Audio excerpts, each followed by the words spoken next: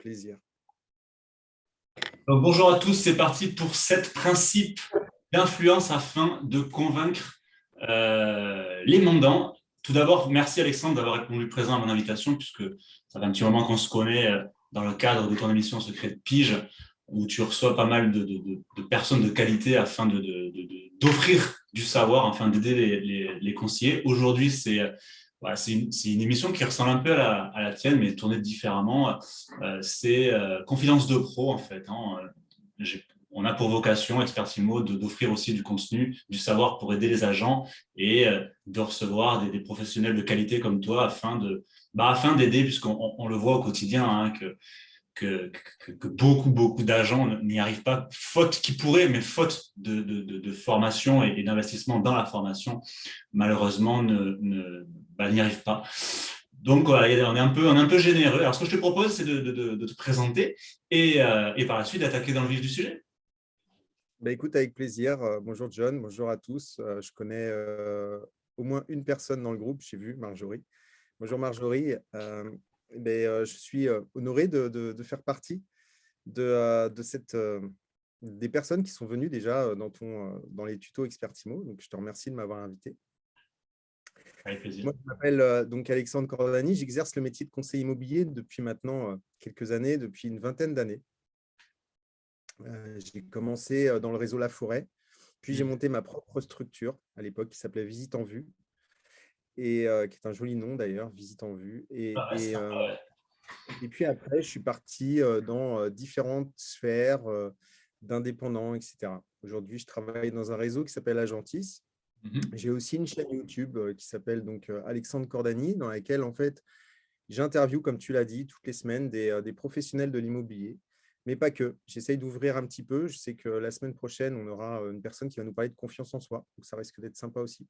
Tout à fait. Et du coup, l'idée, c'est de partager. Moi, mon but, c'est le partage. Les gens qui disent moi, je garde mes petits biens pour moi, je veux pas les partager à Pierre-Paul Jacques, en règle générale, ça ne m'intéresse pas trop. Je préfère les gens qui sont dans le partage. Parce que je suis dans le partage, je vis le partage.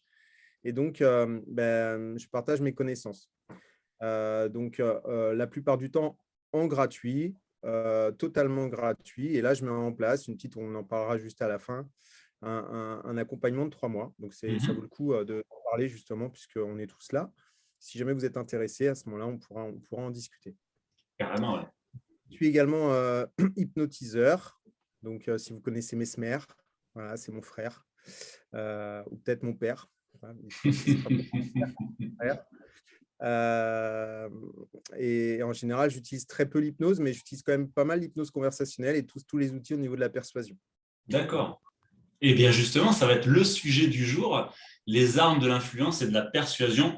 Attention, à des fins de bienveillance, bien entendu. Parce que c'est vrai, quand on emploie un peu ces termes, souvent, tu vois ce que je veux dire, c'est un peu péjoratif, on se dit tiens, il va m'avoir, tout ça, mais là, ce n'est pas du tout, c'est dans la bienveillance. Alors, quelles sont ces fameuses armes, du coup Comme tu dis, en fait, c'est comme un couteau. En fait, soit on peut s'en servir pour manger, soit on peut s'en servir pour tuer.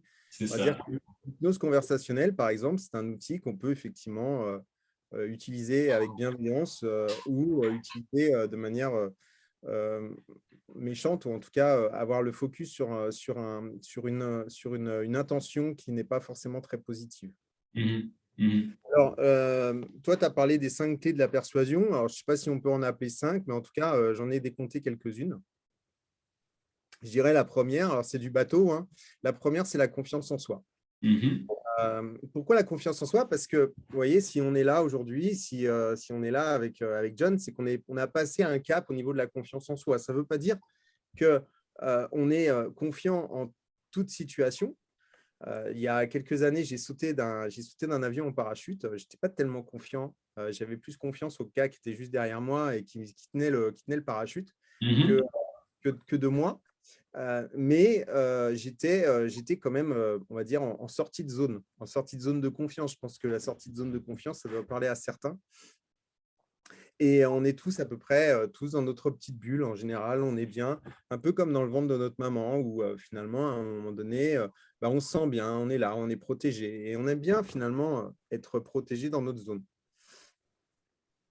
Et ce qui se passe, c'est que souvent, le fait d'être protégé, surprotégé, et le fait de finalement de s'auto-faire plaisir, en fait, hein, on est bien et finalement, on aime bien finalement se cajoler, s'auto-cajoler, et ben, ça ne nous aide pas. Ça ne nous aide pas parce qu'en fait, à l'extérieur, bah, c'est beaucoup plus difficile. Et l'arme de la persuasion, la confiance en soi, elle est importante parce que lorsqu'on a confiance en soi, c'est-à-dire lorsqu'on a l'habitude de sortir de sa zone de confort, lorsqu'on a l'habitude de sortir de son petit cocon, ben, ça fait qu'on va générer une posture différente. La posture, en fait, elle est en rapport avec la confiance. Si je peux parler ainsi, je peux dire que si par exemple, vous n'avez pas confiance en vous, ben, ça va se voir. Je coupe, excusez-moi, je coupe mon WhatsApp parce que sinon, ça va nous ennuyer. Et si on n'a pas confiance en nous, et ben, derrière, ce qui va se passer, c'est que ça va se voir par notre posture. Et la posture, en fait, c'est une des armes de persuasion qui va avec la confiance en soi. Alors, pour avoir confiance en soi, il n'y a pas 50 solutions. Pour avoir confiance en soi, il faut sortir de sa zone de confort. Donc ça, je vous l'ai dit. Donc, il faut passer à l'action. On est obligé, en fait, de passer à l'action tous les jours pour finalement se dire, OK, on a fait ça aujourd'hui. Et qui aujourd'hui, alors vous pouvez lever la main, mais qui aujourd'hui, le soir, à tête reposée, au niveau de l'oreiller ou dans le lit ou juste avant dans votre bureau, vous notez les points positifs que vous avez faits pendant la journée. Les choses positives, les choses qui vous ont peut-être étonné de vous. Vous avez été étonné par ça, de dire « Ah putain, j'ai réussi à faire ça aujourd'hui, c'est génial ». On en parlait avec Marjorie, parce qu'on a un petit groupe le matin qui s'appelle un café, une visio et tu prospectes de manière à pouvoir un groupe Facebook. Et ce matin, on en parlait et justement, on parlait de l'image de soi, des personnes qui se prennent en vidéo. Et ben, c'est une façon de sortir de sa zone de confort. C'est une façon d'étendre petit à petit sa zone de confort parce que on va se filmer tous les jours en vidéo. On va oser faire un live en vidéo. Ouais, tout à fait, ouais. Et donc, c'est une arme de persuasion parce qu'à partir du moment où vous avez confiance en vous, bah, vous allez être beaucoup plus serein. Vous allez être beaucoup plus… Donc, vous aurez une posture différente. Et donc, les gens vont vous voir différent. Et donc, pour ça, il faut arrêter de vous juger. Parce que souvent, on se juge. On se juge parce qu'on fait les choses, on imagine les faire mal. En fait, qui est finalement le plus méchant avec nous? C'est nous-mêmes. À chaque fois, en fait, on dit putain, tu n'es pas capable de faire ça. Putain, tu as été nul dans ce cas-là. Tu aurais mieux fait de te taire. Tu aurais mieux fait de ci, machin, etc. Je te l'avais dit que jamais mon intuition qu'il ne fallait pas que j'y aille. Tu vois, toutes ces choses-là, en fait, c'est très mauvais pour nous. Je vais vous donner un petit exemple qui va vite vous faire réfléchir et qui va être vite parlant. Si par exemple, vous voyez un billet de 100 €, vous baladez un jour dans la rue comme ça, tranquille, vous êtes tout seul, personne, à droite, à gauche, personne devant vous, personne derrière vous, et vous voyez un billet de 100 € traîner. Ah, je peux te dire qu'il ne va pas rester 2 secondes de plus, si Voilà, c'est moi qui le trouve. Qu'est-ce que vous en faites? Vous le récupérez, on est bien d'accord? Okay. Pourquoi? Tout simplement parce que ce billet, il a de la valeur. On est d'accord, il a une valeur à 100 €, il n'y a personne. Si ce n'est pas vous, ça sera un autre. Imaginez que vous passez dans la même rue 3 jours après et que ce billet, en fait, il est mouillé, il est déchiré, il est abîmé. La personne qui l'avait n'a pas pris soin de lui, en fait. Mais il est quand même là. C'est-à-dire qu'il est déchiré, mais il suffit de mettre un bout de scotch et il aura sa valeur. Est-ce que vous le ramassez ou pas? Bien sûr. Vous êtes d'accord avec moi? Ce billet a toujours la même valeur. Alors, cette petite scène, en fait, veut juste vous expliquer que vous soyez finalement mouillé, déchiré, que quelqu'un vous ait dit je vous ai dit que vous êtes nul, les agents immobiliers tatis, ils n'ont pas pris soin de vous, etc.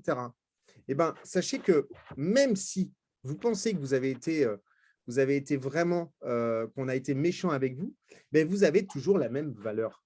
Et en fait, à partir de là, ça veut simplement dire une chose, c'est que la valeur, en fait, et c'est pour ça qu'on parle d'estime de soi, parce que quand on parle de confiance en soi, on parle aussi d'estime de soi, puisque la confiance, c'est un paramètre de l'estime de soi. Donc, au départ, en fait, tout en haut, c'est l'estime de soi, et ensuite, vous allez avoir la confiance en soi, l'amour de soi et l'image de soi. Et les 3 paramètres, en fait, font l'estime de soi. Et l'estime de soi, c'est la valeur qu'on se donne. La valeur qu'on se donne, elle ne peut être bonne qu'à partir du moment où vous vous estimez vous. Et ça, c'est important. Donc, la première des choses, c'est s'estimer pour pouvoir, en fait, derrière, avoir la bonne posture et pour pouvoir finalement se sentir bien. Je pourrais vous parler de confiance en soi pendant 2 heures. D'ailleurs, c'est partie de l'atelier que je vais donner dans mon accompagnement.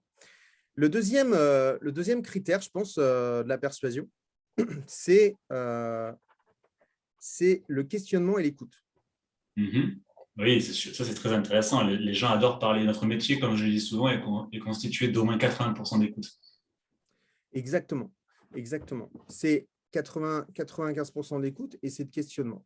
Pourquoi ? Tout simplement parce que la plupart du temps, en fait, on n'écoute pas les gens. Moi, quand j'ai commencé le métier de conseiller immobilier, ou même quand j'ai commencé mon métier de vendeur, ma formation de vendeur, moi, pour tout vous dire, je suis issu d'une famille, donc mon père était dans la vente, il vendait des maisons individuelles, de la construction, comme ça que j'ai démarré aussi moi. Et en fait, au départ, j'avais vraiment l'image du vendeur comme mon père pouvait le dire. En fait, mon père me disait, ouais, pour être vendeur, il faut avoir la tchatch, il faut avoir ci, il faut avoir ça. C'est faux. Mon père aujourd'hui a 83 ans et c'était l'époque ancienne. Et je me suis vite rendu compte que c'était complètement différent. C'est totalement faux. Souvent, on dit, lui, il ne pourra pas être commercial. Pourquoi il ne peut pas être commercial ? Moi, je suis plutôt un mec introverti. Je suis plutôt un mec qui n'est pas, je ne suis pas le plus foufou en soirée. C'est-à-dire, si vous m'invitez en soirée, je vais être de bonne compagnie. En général, les gens, ils m'aiment bien. Mais je ne suis pas celui qui va faire rire tout le monde, tout le temps, à 100 à l'heure avec une énergie de folie. Ils t'aiment bien parce que tu les écoutes. Mais par contre, ils m'aiment bien parce que je suis très empathique et parce que je les écoute. Et donc, aujourd'hui, si je peux vous donner un principe qui est essentiel dans la vente, c'est d'écouter les gens et de les questionner. Parce que pour pouvoir les écouter, il faut savoir les questionner. Alors, je vais vous parler un petit peu de PNL et d'hypnose, puisque c'est un peu mon domaine. Et c'est vrai qu'il y a 3 ans, j'ai découvert l'hypnose il y a 3 ans. Par hasard, je pensais que l'hypnose, c'était quelque chose, je pensais que c'était on essaie avec les yeux de Mesmer et qu'on pouvait hypnotiser comme ça. Mais non, en fait, tout le monde peut apprendre à hypnotiser des gens.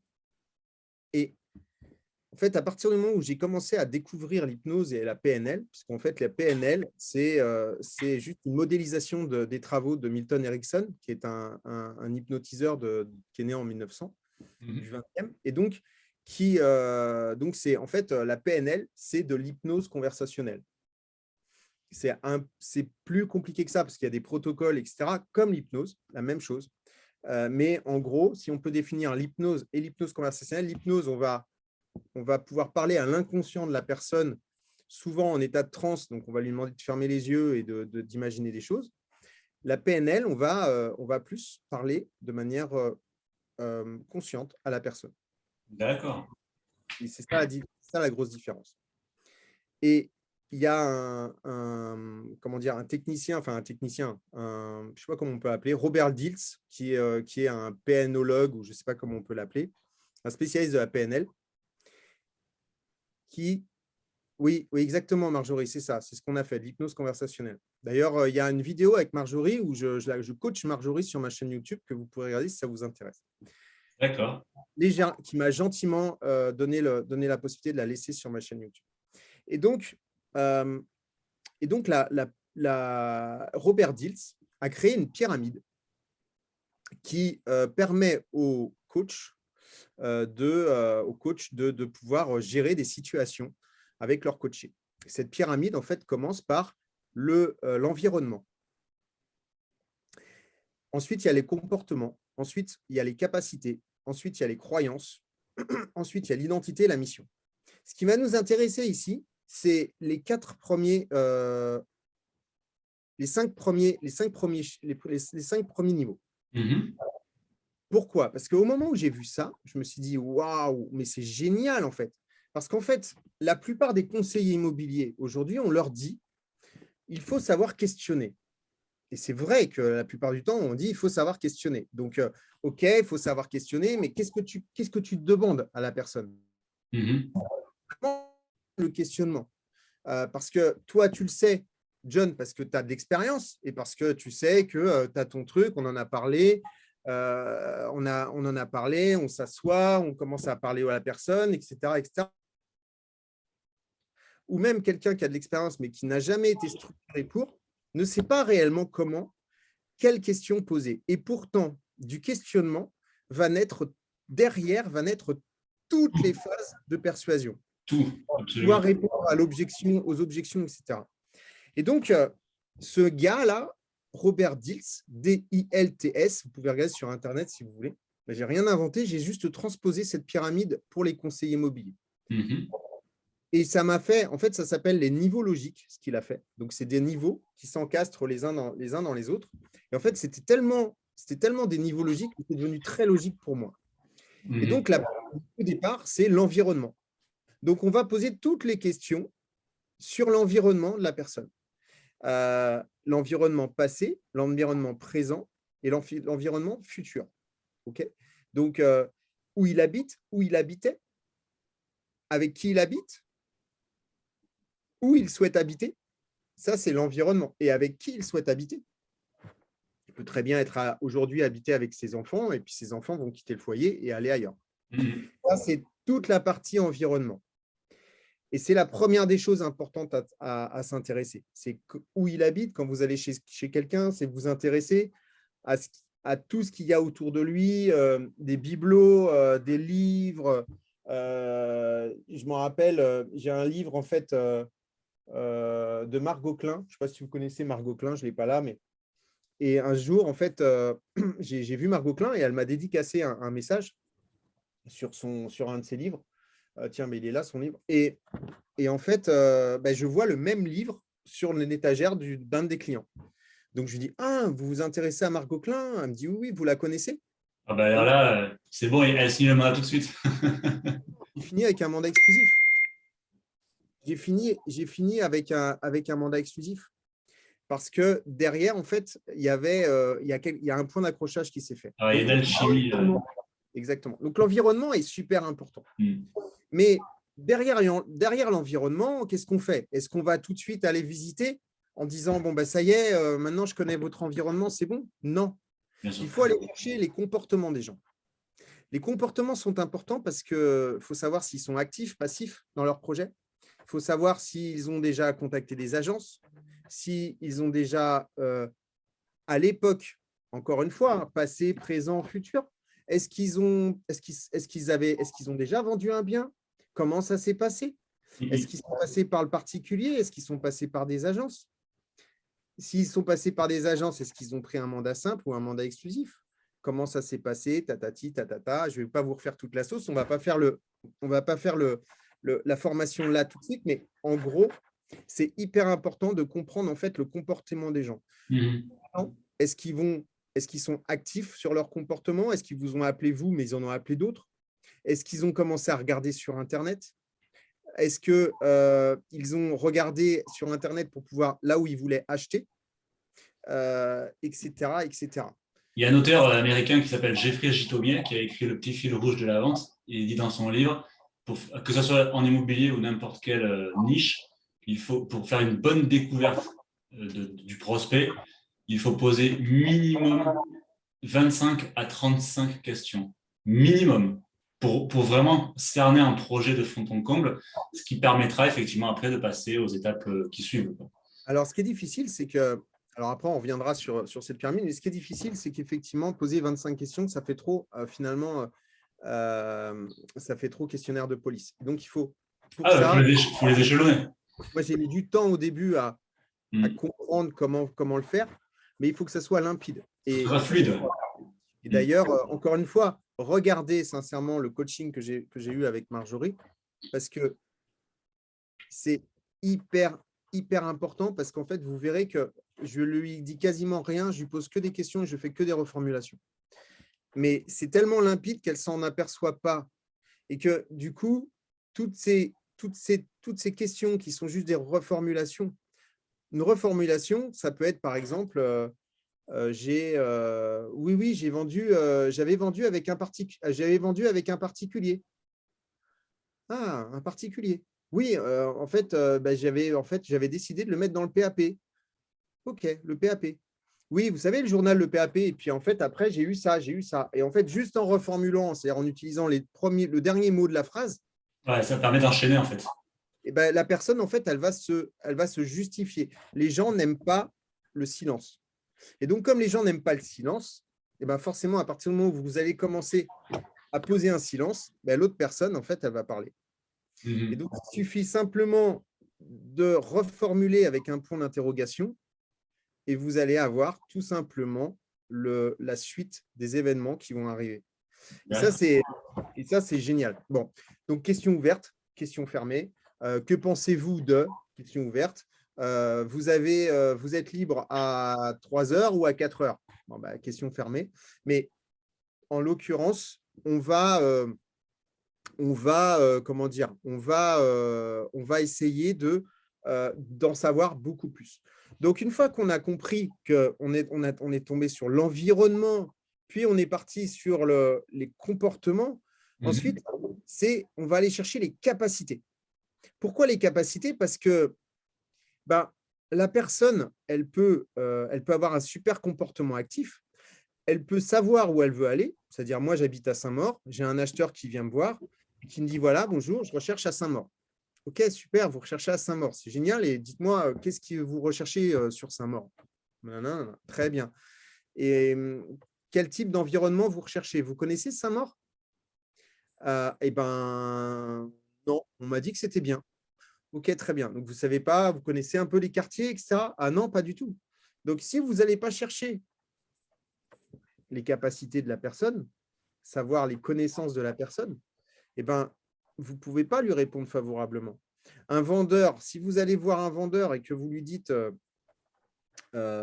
si la personne elle vous dit oui, de toute façon, moi, je vais vendre sur le bon coin. Hein. On m'a dit que c'était simple. Hein. Ok, d'accord. Vous avez déjà vendu par le particulier? Vous avez déjà vendu tout seul? Non, non, mais moi, on m'a dit que c'était simple. Hein, il suffisait de mettre une annonce. Ok, très bien.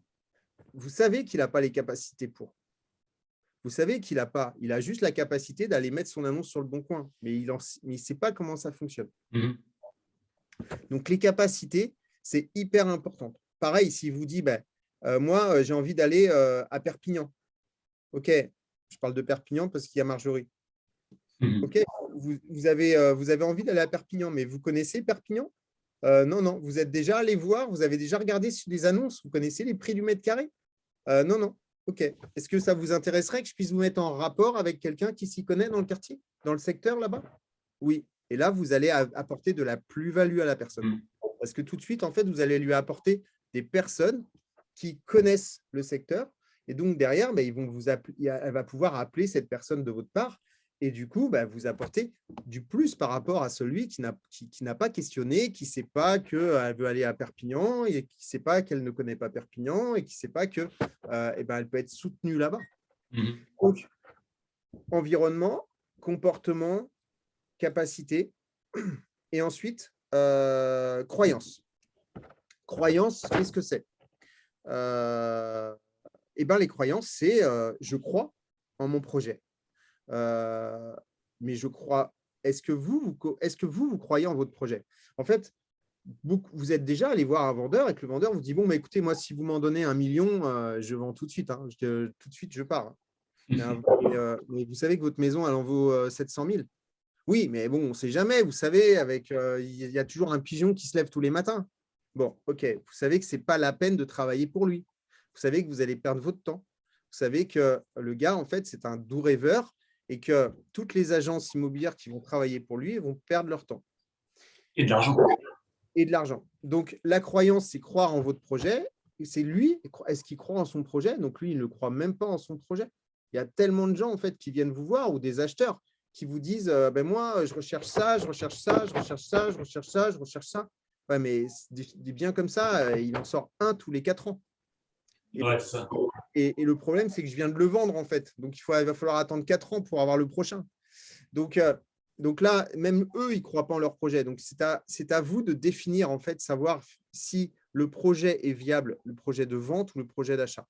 Et dans tous les cas, ce qui est intéressant, c'est la croyance, ça va vous permettre de vous choisir. Parce que savoir dire non, c'est savoir se choisir. Et donc, à partir du moment où, effectivement, vous ne croyez pas en un projet, eh ben, vous allez vous choisir. Vous allez choisir de prendre du temps pour autre chose.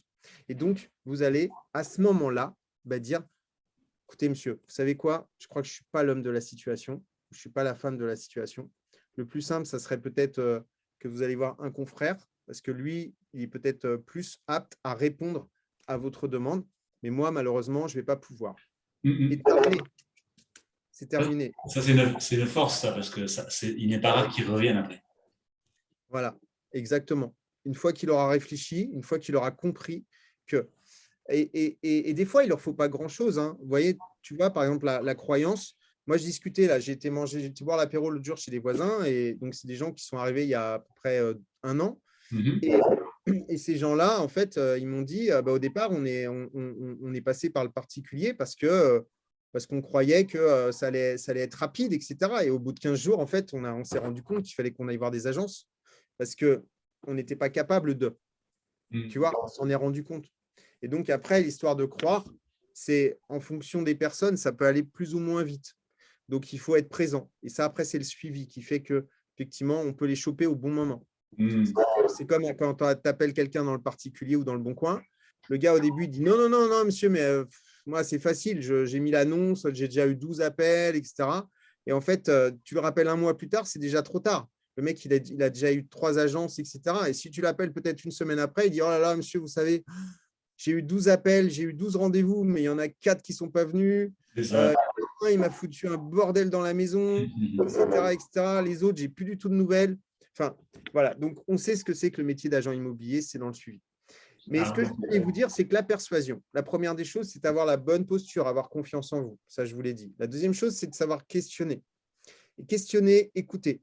Questionner, pourquoi? Tout simplement parce que des questions, vous aurez toutes les réponses derrière. Toutes les réponses à toutes les objections que les gens vont pouvoir vous dire. Et la technique d'objection, c'est le troisième niveau de persuasion.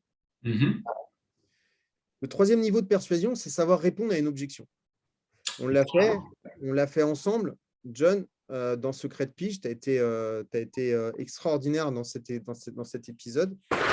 Ouais, il faut le dire. Merci. Non, tu as été extraordinaire. Mais ce que je veux dire, c'est que tu connais bien le domaine. Et en fait, l'objection, c'est quelque chose qui est simple, logique. Moi, je suis quelqu'un de…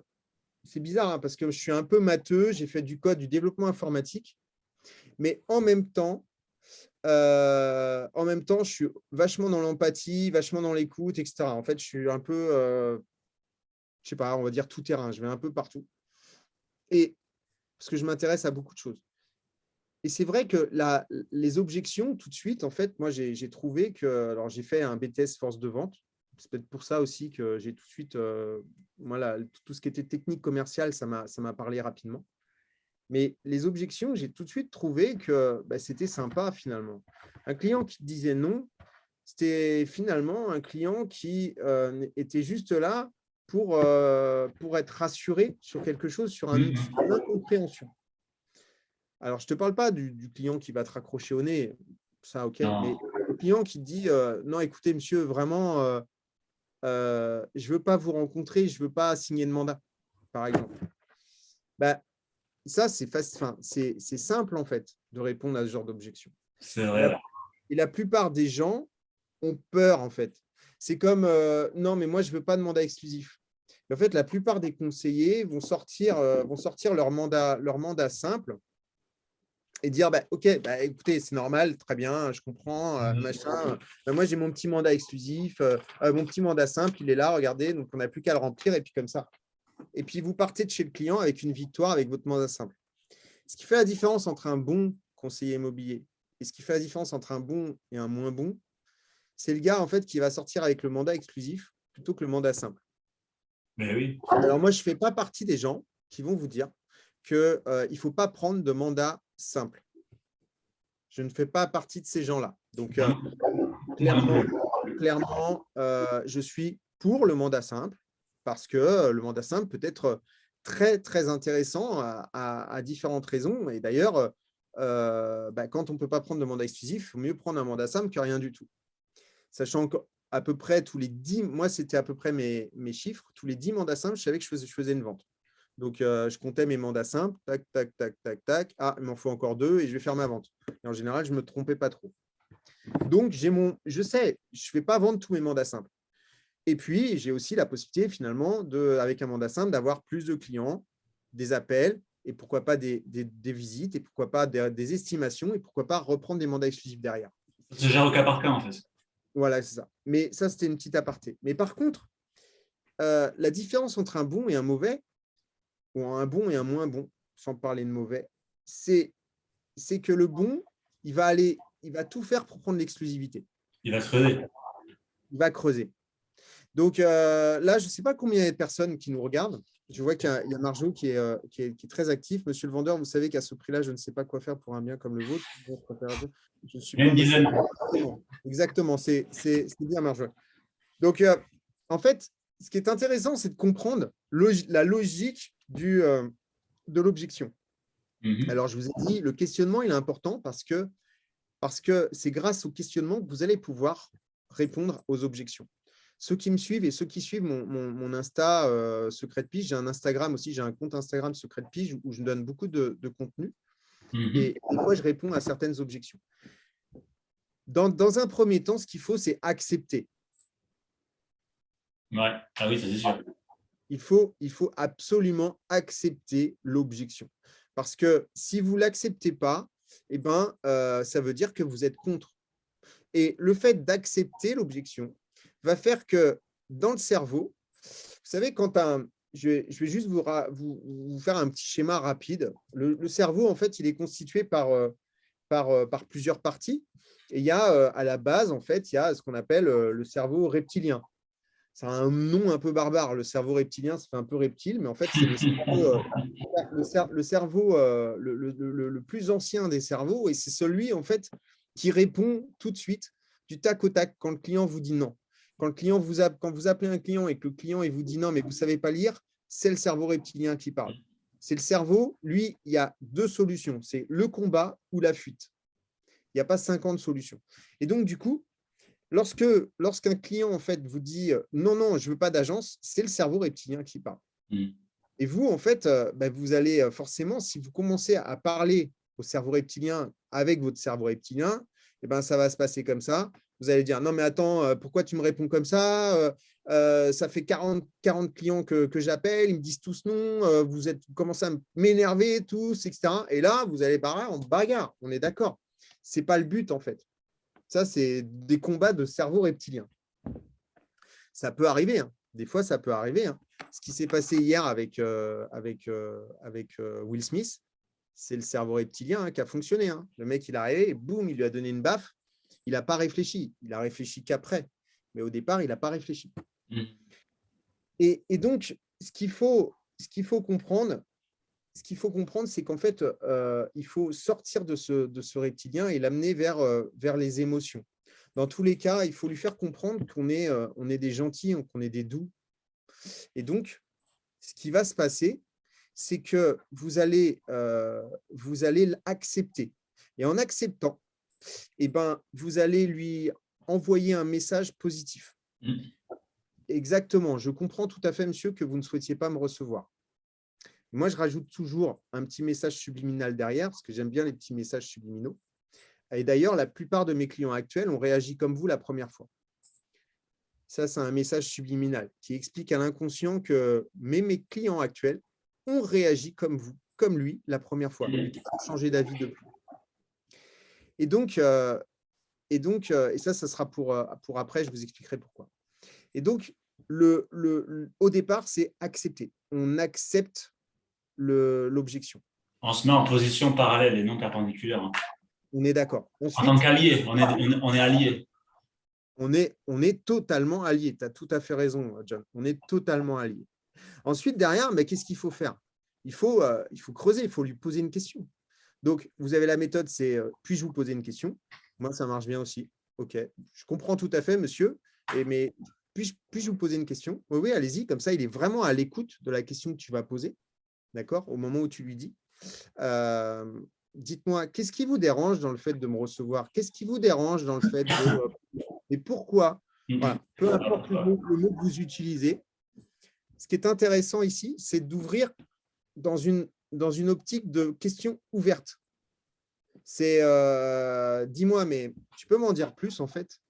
Pour qu'il se confie, il faut l'inviter à se confier. Voilà. Là, la personne, en fait, elle est devenue finalement friend. On est dans la friend zone, on est bien, on est copains et tout. J'accepte. J'ai accepté que tu, effectivement, mais je veux savoir pourquoi en fait. Donc là, la personne, elle va dire, bah, en fait, je sais pas, par exemple, un client qui vous dit en visite, non, non, moi, je ne veux pas de mandat exclusif. OK. Donc, je comprends tout à fait que vous ne souhaitiez pas signer de mandat exclusif dès maintenant avec moi, mais je peux vous poser une question? Oui, allez-y. Qu'est-ce qui vous dérange dans le fait de signer un mandat exclusif? Donc là, il pourrait y avoir 50 millions de solutions. Il pourrait y avoir, mais en fait, c'est parce que j'ai déjà signé un mandat simple et ça, vous ne l'aviez pas décelé avant pendant le questionnement et ça, c'est votre faute. Ou alors, en fait, je n'ai pas envie d'être pieds et poings liés pendant 3 mois. C'est possible aussi. Ou alors d'autres choses. On en a tout un tas des raisons. OK. Très bien. Donc, si je comprends bien, reformulation. Si je comprends bien, monsieur, ce qui vous dérange, là, tout de suite, c'est que vous n'avez pas envie d'être pieds et poings liés pendant 3 mois. Ça veut dire que vous ne souhaitez pas être lié avec moi trop longtemps. C'est un problème de durée.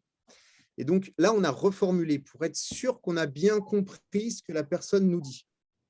Encore une fois, c'est de l'écoute. On reformule juste pour savoir si la personne nous a compris. Derrière, qu'est-ce qui va se passer une fois qu'on a reformulé? La personne va dire oui, oui, tout à fait, c'est ça. En fait, je n'ai pas envie de… OK, très bien. Donc, la personne nous dit oui, et donc on a transformé le non en oui. C'est-à-dire que la personne, en fait, d'une part, c'est non, je ne veux pas de mandat exclusif, et au final, c'est oui, oui, vous avez tout à fait compris. Donc, on a déjà transformé le non en oui. Ensuite, derrière, qu'est-ce qu'on va faire? On va simplement nous assurer que c'est la seule objection. OK. Donc, c'est la seule chose qui vous dérange aujourd'hui? C'est la seule chose qui vous dérange aujourd'hui, en fait, c'est ce problème de durée? Et là, la personne va dire oui, oui. Donc, on a encore un oui. Et ça, c'est important aussi dans la persuasion. Très bien. Donc, ça veut dire qu'on va signer un pacte. Ça veut dire que si jamais on trouve une solution entre nous par rapport à ce problème de durée, vous êtes prêt à signer un mandat exclusif avec moi? Mais là, la personne, elle ne peut pas dire non. Parce qu'à partir de ce moment-là, on l'a compris, elle a dit oui. On lui a validé que c'était le seul problème. Elle a dit oui. Et donc, ça veut dire, OK, ça veut dire si je te trouve une solution maintenant, c'est OK, puisque c'est le seul problème. Bah oui, OK. Bah écoutez, on va trouver une solution alors. Quelle est la durée, quelle serait une bonne durée pour vous par rapport au fait que je puisse travailler, me laisser travailler quand même un petit moment quand même par rapport au mandat? Vous me dites que 3 mois, ça fait beaucoup, mais quelle serait pour vous la bonne durée? Bah moi, je considère que 2 mois, c'est déjà beaucoup. Hein. OK, eh ben, écoutez, on part sur 2 mois. Très bien. Et c'est terminé. Vous avez fait ce qu'il fallait pour transformer un non en oui. Vous avez fait ce qu'il fallait pour valider une objection, la transformer en oui. Et derrière, en fait, vous avez fait ce qu'il fallait pour faire la différence entre un bon et un moins bon conseiller. La technique, la bonne vieille technique de l'entonnoir. Le conseiller moins bon, il serait là avec son mandat simple. Après, derrière, pourquoi c'est une technique de persuasion? Tout simplement parce qu'on a su répondre, on a su On a su poser les bonnes questions. On a su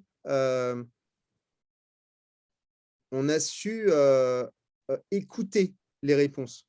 On a su expliquer à la personne que dans la reformulation, on l'avait écouté. Et donc là, la personne, elle est totalement en état de transe, si on peut appeler une transe hypnotique. Ce qui va se passer, c'est que là, c'était simple, hein, mais on aurait pu très bien imaginer que la personne nous dise « Non, non, mais moi, par exemple, je veux travailler avec 3 agences. » Mais ce qui ne se rappelle plus, c'est qu'en R1, alors je ne sais pas si vous travaillez en R1 ou en R2, peu importe, mais ou avant, ou en R1 ou en R2, en fonction de vos méthodes, ce qui ne se rappelle plus, c'est qu'à un moment donné, quand on l'avait questionné, il nous avait dit que dans le passé, il avait vendu un appartement, qu'il avait pris 3 agences et que ça s'était mal passé. Et donc, à ce moment-là, la personne, peut-être une demi-heure après, quand elle vous dit « Non, non, non, mais moi, je veux travailler avec 3 agences hein, », vous pouvez lui dire je comprends tout à fait, monsieur, effectivement, que vous soyez travailler avec 3 agences, tatati, tatata, on refait le machin. Mais juste dites-moi, tout à l'heure, quand on a parlé tout à l'heure de ce que vous aviez fait, vous m'avez dit que vous étiez passé par 3 agences, c'est bien ça? Oui, oui, c'est ça. Et vous m'avez dit aussi que ça s'était mal passé. Oui, oui, je vous ai dit que ça s'était mal passé. OK. Vous savez qu'en général, quand on utilise les mêmes stratégies, on a les mêmes résultats. Donc, est-ce que vous souhaitez vraiment avoir les mêmes résultats que la dernière fois? Rassurez-moi, vous avez appris de vos erreurs, monsieur le vendeur. En plus, ça arrive. Et ça, si ce n'est pas une technique de persuasion, c'est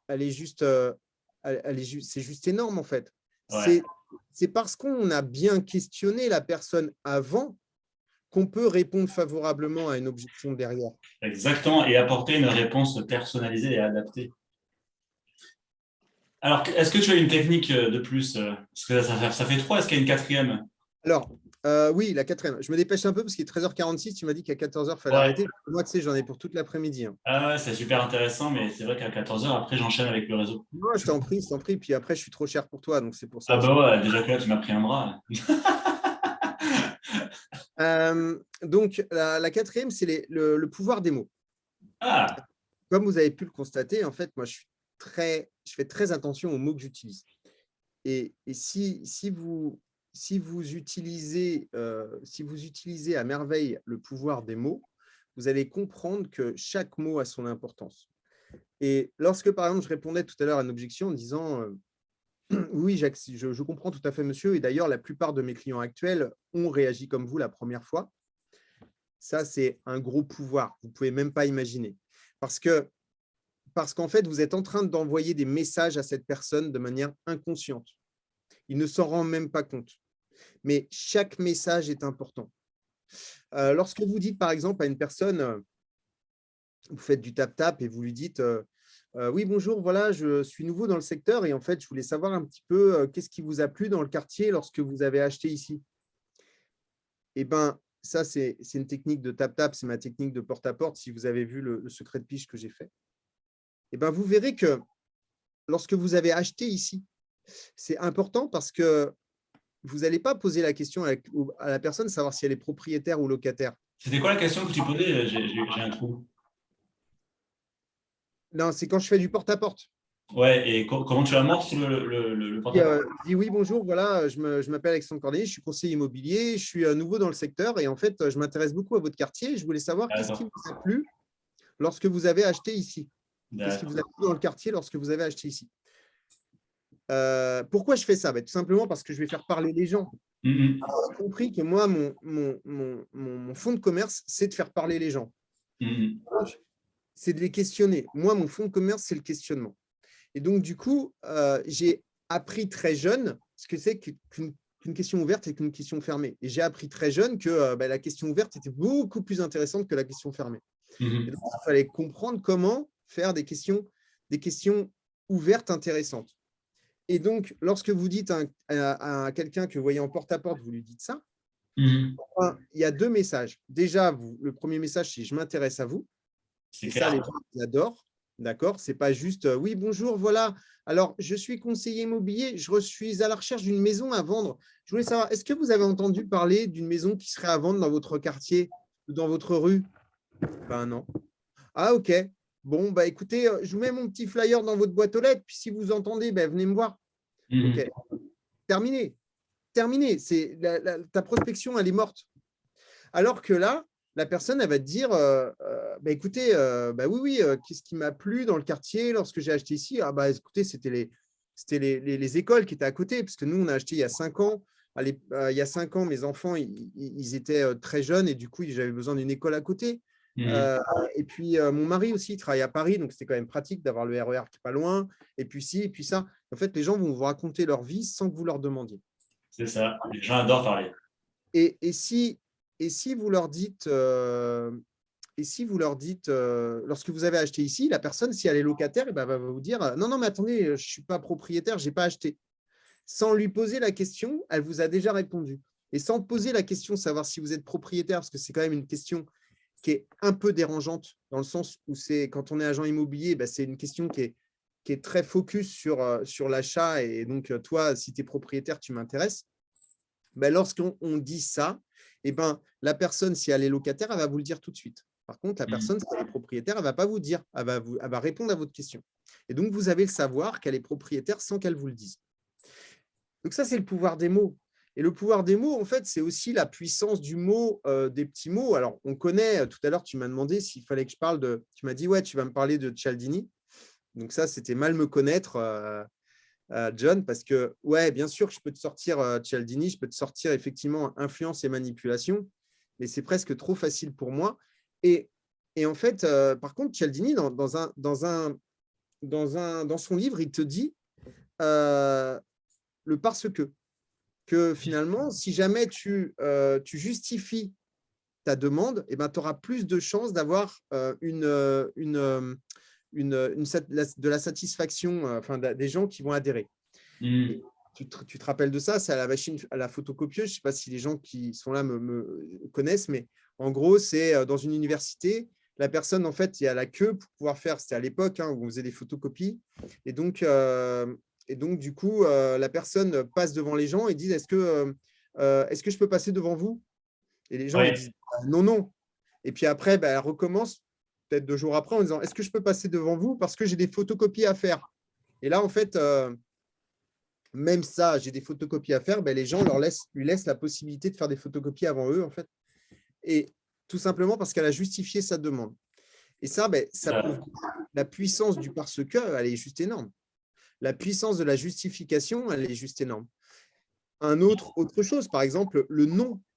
Le non n'existe pas pour le cerveau. Je ne sais pas, moi, 40 fois par jour, j'entends la phrase « n'hésitez pas à ». Et ça a le don de me mettre hors de moi, en fait. Quand vous dites à quelqu'un « n'hésitez pas à m'appeler », ça veut dire que vous lui demandez d'hésiter, en fait. Si je vous dis là tout de suite, ne pensez pas, là, ne pensez absolument pas tout de suite à un éléphant rose. Vous allez penser à un éléphant rose. Parce qu'en fait, le cerveau fonctionne par image mentale. Et donc, ce qui va se passer, c'est que si jamais vous lui dites n'hésitez pas à, eh ben, il va tout de suite imaginer l'hésitation. Si vous dites à un client n'ayez pas peur, tout de suite, vous lui amenez de la peur. Il faut mieux dire à quelqu'un ayez confiance. Il faut mieux dire à quelqu'un clique, appelle-moi, contacte-moi, que n'hésite pas à m'appeler. C'est complètement dingue d'utiliser en fait des mots négatifs en pensant en mettant le ne pas, on va faire le contraire de ce qu'on veut dire en fait. C'est ça, parce que c'est l'imagerie mentale en fait. En fait, le cerveau fonctionne par image mentale. Et donc, la preuve, c'est que quand vous rêvez la nuit, vous rêvez par des images. Tout à fait, ouais.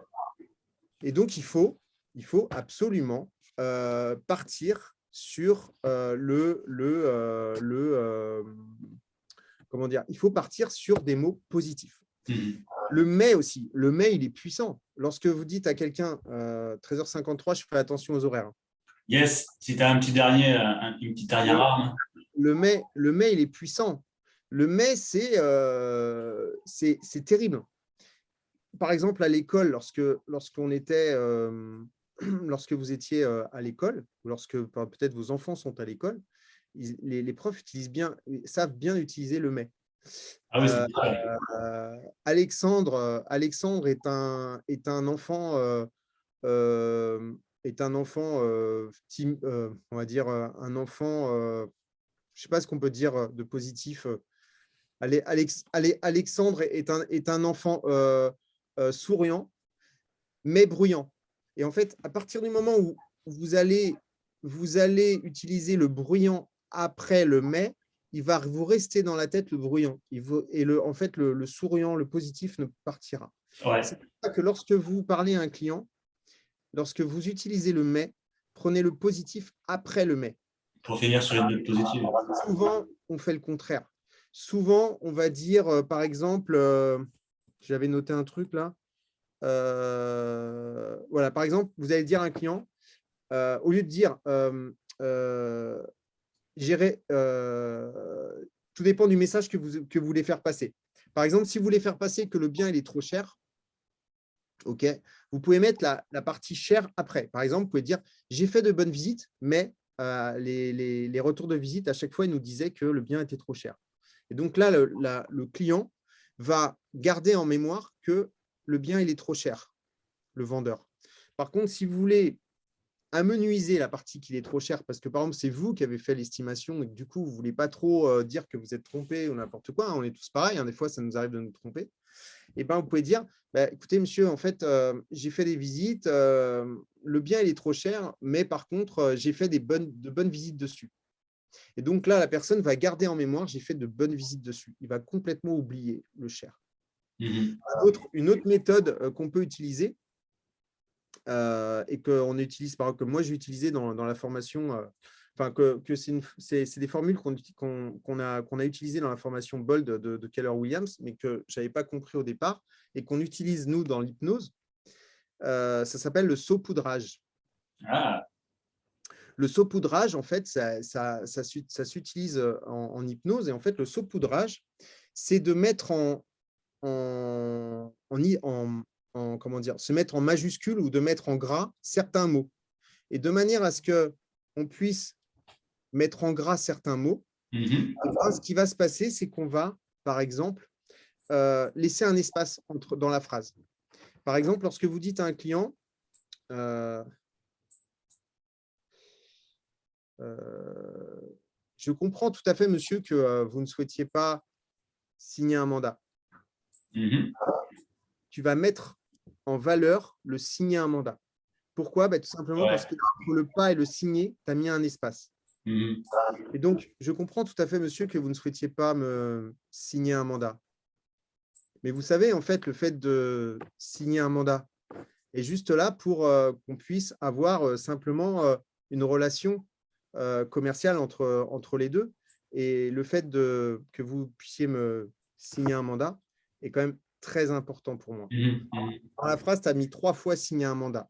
Tu parles à l'inconscient de la personne, petit à petit. Ça fait partie aussi de la technique des pouvoirs des mots hypnotiques. C'est la façon de parler à l'inconscient en utilisant tout ce qu'on appelle de l'hypnose conversationnelle. Merci à toi, en tout cas, Alexandre, c'était super intéressant. On voit que tu es super passionné. Exactement. J'espère que ça vous a plu. Pour finir, juste pour vous, je pense, ouais. Si jamais ça vous intéresse, je mets en place en fait 3 mois d'accompagnement pour toute la partie commerciale qui va aller on en a parlé, de la confiance en soi, du questionnement, du pouvoir des mots, du closing, des objections, avec des Zooms qui seront faits entre nous avec une intégration dans un groupe Facebook. Je fais ça dès le début du mois d'avril. Si jamais ça vous intéresse, envoyez-moi un message en MP. Vous demandez à John, si vous n'êtes pas connecté à moi, vous lui demandez mes coordonnées. Mais dépêchez-vous parce que je fais un Zoom de présentation. Donc, vous avez vu l'essentiel là quand même jeudi soir. Mais après, ça démarre dès lundi prochain. Voilà, donc dépêchez-vous si ça vous intéresse. Et c'est sur 3 mois. Donc vraiment pour apprendre vraiment la puissance de la persuasion lorsque vous parlez avec des clients. Eh bien, super. En tout cas, merci beaucoup pour ce savoir super intéressant. Je pense que ça va beaucoup aider les auditeurs de ta chaîne et de la nôtre. C'était un contenu offert par Alexandre et Alexandre Cordani, donc auteur de la chaîne Alexandre Cordani, justement, et qui tient surtout l'émission ultra intéressante avec beaucoup de vidéos secrets de pige et Expertimo, les tutos Expertimo, où vous aurez également beaucoup de contenu offert afin de vous aider à progresser. Merci Alexandre, et puis je te dis au plaisir de te retrouver quand tu veux. Eh bien, quand tu veux. Merci John, à bientôt. Merci à tous pour votre participation et à très bientôt. Ciao, ciao. Au revoir.